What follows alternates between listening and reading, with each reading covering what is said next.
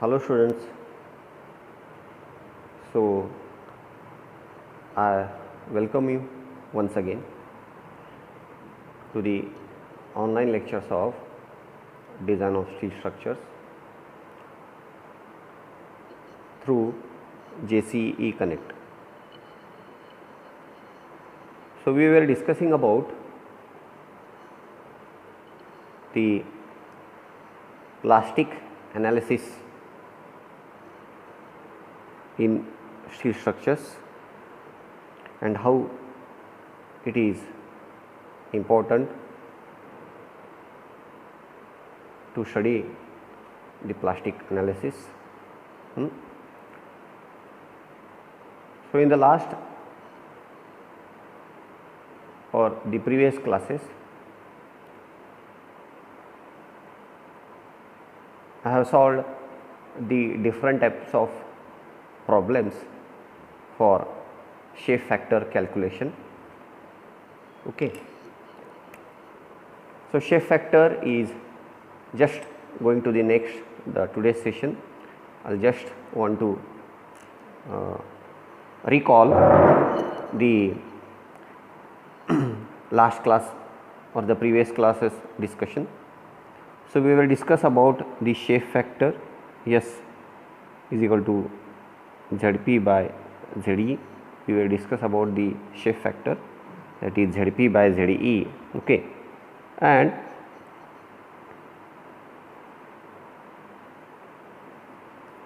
even we got to know that for the different shape of cross sections, the different types of cross sections we have studied, and we have seen that the shape factor was more than 1 for the maximum whatever the problems you have solved, like a rectangular section, circular section, triangular section, I section, T section. So the n number of cross sections are still we can find out the shape factor. So we got to know that the shape factor is more than 1 for all type of cross section. So what does it mean? Means by using the plastic section modulus ZP, by using the plastic section modulus the ZP, the load carrying capacity will increase. Okay, when you use the plastic properties, okay, when I use the plastic properties of the section, the ZP will be always more than ZE. ZP will be always more than ZE. So if the section modulus in plastic section is more, so what will happen? The load carrying capacity of the section will also increase. Understood? So also we had studied about the plastic movement MP is equal to ZP into sigma y. Plastic movement MP is equal to ZP into sigma y, and even the elastic movement M is equal to ZE into sigma y. So if you see here, the important is ZP and ZE. So as the ZP will be more than ZE, the ZP will be always more than ZE. So the movement carrying capacity MP will also increase. Okay. So here we are concentrating more on by utilizing the plastic properties of the cross section, by utilizing the plastic properties like ZP, the plastic section modulus, how much capacity of load can increase, or what will be increase in the load carrying capacity, that we can easily find out from shape factor, because shape factor is a ratio of ZP by ZE. So where the ZP will be more than ZE, so you can find out the ratio ZP by ZE, and that will be always more than 1. What does it mean? The shape factor, if I use S into ZE, so ultimately it is what? ZP is equal to, if I connect these two, Zp is equal to S times Zb, means the Zp will be always shape factor, it is a multiplication factor to Ze, means always the Zp will be more than Ze. So because of that, the load carrying capacity in for a given cross section or a beam will always increase when I use the plastic section properties. Understood? So now in today's session we are going to discuss about the theorems of plastic analysis. What? The theorems of plastic analysis. So we have calculated the we have studied how to calculate shape factor, but we have not studied how to calculate the plastic movement or the what are the methods to analyze the beams. Okay, what are the methods to analyze the beams in plastic analysis? So we have studied in the last year or in previous semester, you have studied the different theorems or the methods for analysis of beams, like in structural analysis you have studied, in strength of material you have studied how to analyze a beam section, which are all in elastic theorem. So in today's session here we are going to discuss what are the theorems, okay, are there for plastic analysis. So nothing but theorems of plastic analysis. So before going to the directly theorems of plastic analysis, we will discuss some points. What is the prerequisite knowledge required to study the theorems of plastic analysis? What is the prerequisite knowledge required to understand better way the theorems of plastic analysis? So so I will just explain here.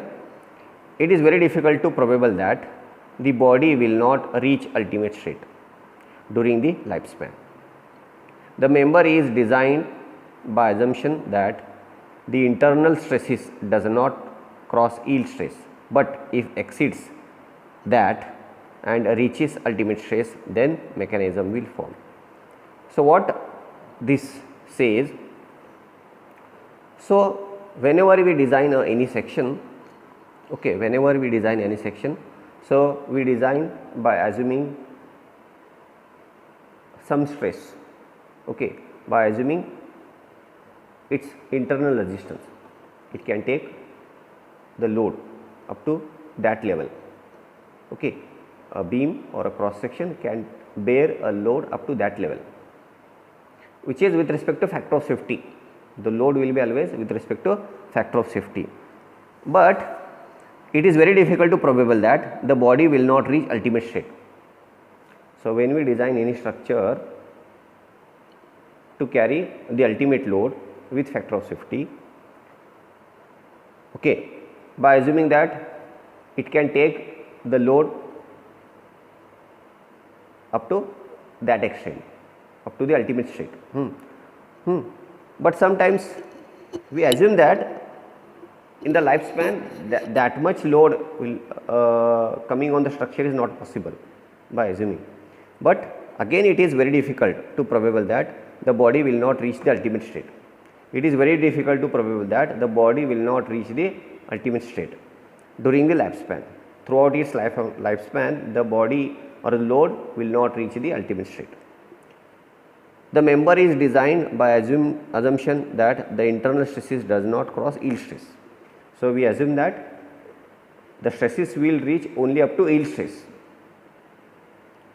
okay, only up to yield stress, they will not reach to ultimate stage, okay, but if exceeds that reaches ultimate stress, then mechanism will form, okay.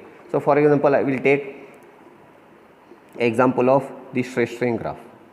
We will take an example of stress strain graph. We have the stress strain graph for mild steel like this, okay. So we have this strain stress, okay, that is sigma we will consider.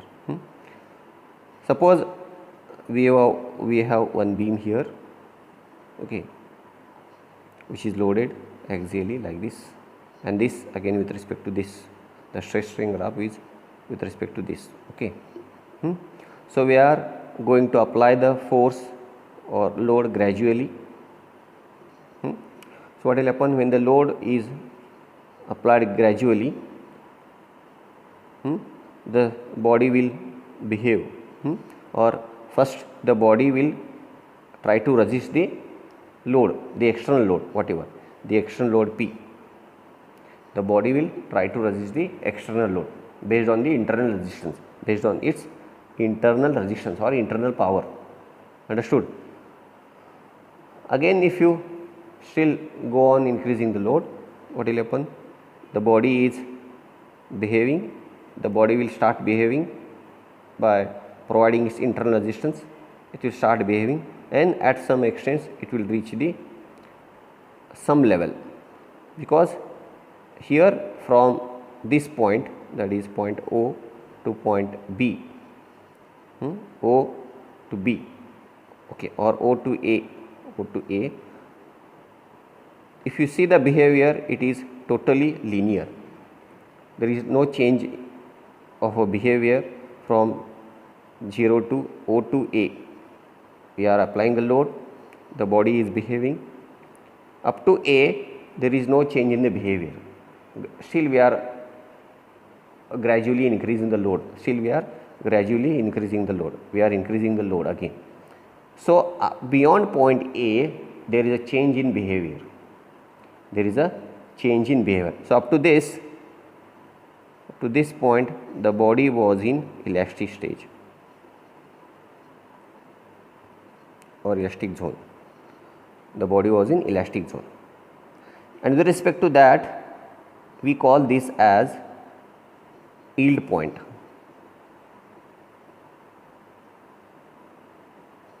Or yield stress. Okay, yield point or yield stress. So when the body reach this level, it will start yielding. So it will start yielding like this. So it will form a cone here. It will form a cone like this. The body will start yielding. So at that particular level, we call it as yield point, or with respect to that, we call it as a yield stress. And we have designed for this. This beam we have designed to reach only up to yield stress. But it is very difficult to probable that the body, or during lifespan, we have restricted the stresses only up to this, but it is very difficult to probable that body will not cross this limit, like this zone it will not cross. It may cross and it may reach here also. The load during its lifespan of the structure or a beam, load may increase. If load increase, the body will again start behaving and it will cross the yield stress, and it may reach the ultimate state or the ultimate stress. So this is called as ultimate point or ultimate level. The body will reach the ultimate level. Once the body reach the ultimate level, or the ultimate stress, the mechanism will form. So I will read out once again, the mechanism will form. It is very difficult to probable that the body will not reach the ultimate state. It is very difficult to probable that this beam or this body will not reach the ultimate state, because we don't know when the load will increase or when the behavior of the cross section will change from elastic to plastic, because this zone is called as plastic. We don't know during its lifespan when body will change its performance or its behavior from elastic to plastic. It is very difficult to probable, because we have designed the body will remain within elastic stage only. Okay, but it is very difficult to say that during its lifespan the body or a structure or a member will remain in elastic zone only. It will not change its behavior from elastic to plastic. It is very difficult.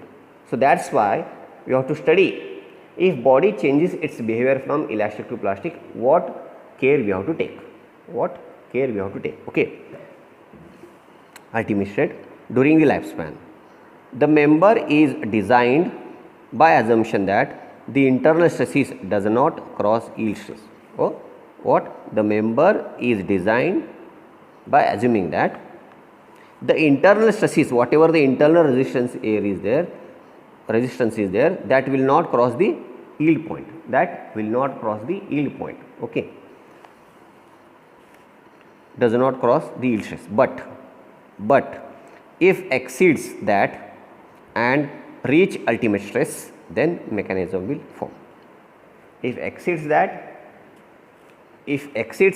and reach the ultimate stress, then the mechanism will form. Now the question is, what is mechanism here? It is a new word again. It is a new word introduced in the plastic analysis, that is mechanism. Now we will see what is mechanism. What is mechanism? Okay.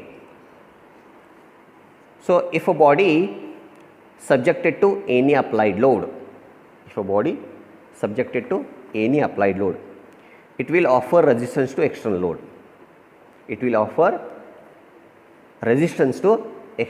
Or applied load. If a body does not offer any reaction to external load, external resistance to the reactions or the resistance to external load anywhere in the cross section, then this is called as a mechanism. Okay. So for example, I will give a small example of, okay, so I will give a small example of this refill. This is, so I will apply load over the section, I will release. So it is coming back to original position because of its internal resistance. The body is, this pen is capable, I will apply load here. See, I am gradually applying the load. We can see here, you can see the movement of refill also, the movement of body. When I release the load, it will come back. Why it is coming back? Because its internal resistance, Okay. So what mechanism says? What is the definition of mechanism? When external load is applied to the member or any body, the body will offer the internal resistance. Okay. When a body subjected to applied load, it will offer resistance. So the body will also, see, we can, if I make it like this and if I release, see, it is offering the resistance. See, it is offering resistance. It is not bending. It is there in, it is not in same position. If I release that, it is going back. So it is offering the resistance to the external load. Then if a body does not offer any reaction, means if you increase load and the body is not offering any reaction to the external load, then anywhere in the cross section, so the body will not offer any reaction to the external load anywhere in the cross section, then it is called as mechanism. Or I will explain once in other words. Beyond a specific load level, body will not offer any resistance to external load. After instant level of the load, the member will collapse. Hence, that load is called as collapse load. Okay. See, I will explain once again. So when you apply load, the body will offer resistance. Still, if I go in increasing load, what will happen? At some level, at some specific level, body will stop offering resistance to external load. See, I am increasing load. If I release, see, it is going back. Then it is still having its internal resistance. But still, if I go and increasing load, the body is still offering resistance. See, the body is still offering resistance. If I try to release, it wants to go back. See, it wants to go back. But if I still continuing the load at specific level of load, the body will stop offering resistance. The body will stop offering resistance, and then what will happen? Then what will happen? See, the body will stop offering resistance. Then at that particular level, the mechanism will form. So, for example, I will take one more element to explore a better way. So, it is a refill. I will take another material. Now, I will give you example of this. So, it is a wooden stick, you can see, okay, it is a wooden stick. So, same thing, I will apply load here, okay, see, I am applying load, the body is offering resistance, see, body is offering resistance, okay. Then I will go on increasing the load, I will go on increasing the load, see what will happen here. Then the body is offering resistance now to the external load, but at some particular level the body will stop offering resistance. The body will stop offering resistance, then the collapsible mechanism will form and the body will collapse, or the, see, it is still offering external resistance. So, I will go on increase, see what is happen here. What happened? At some particular level, when I was increasing the load, at some particular level of load, the body does not offer any resistance to the external load. The body does not offer any external resistance. The body does not offer the resistance to the external load, then collapsible mechanism will take place and the section will collapse. So, you can see here, I will increase load at some level, at some specific load level, see I am increasing the load gradually, then see what will happen, see what will happen. At some particular level of load, see, it collapse, okay. So, this means what? If a body subjected to any applied load, it will offer resistance to external load. If a body does not offer any reaction to external load anywhere in the cross section, this is called as mechanism. So, when the body stops the resistance to external load, so that is called as mechanism. Or beyond a specific load level, body will not offer resistance to external load, and after instant level of a load, the member will collapse, hence that load is called as collapse load, okay. When the body will stop offering resistance and the load increases, what will happen? The member will collapse, and that load, that particular load of that when the structure collapse, the load at that level is called as collapse load, okay. Or the one more is, mechanism is not collapse state of the structure. So, mechanism means what? It is not a collapse state of the structure, okay. Structure has stopped offering resistance to external load. What is mechanism? Mechanism is not a collapse state of the structure. Mechanism in what? Structure has stopped offering resistance to external load. Once the load exceeds that level, the collapse will occur. So, mechanism is a level, it is a level, at that level body will stop offering resistance. So, what is mechanism? When any body subjected to external load, then body will offer a resistance, but at some specific level of load, body will stop offering resistance, that is called mechanism. But still the load is increased on the structure, what will happen? Once the load exceeds that level, the collapse will occur, and that load is called as collapse load, So, here our main intention to find out what is the collapse load. The main intention is to find out the collapse load, because once we know what is the collapse load, we can apply up to that extent. We should not apply the load up to the level of collapse load. Before that, we have to restrict to avoid the collapsible mechanism, okay. Understood?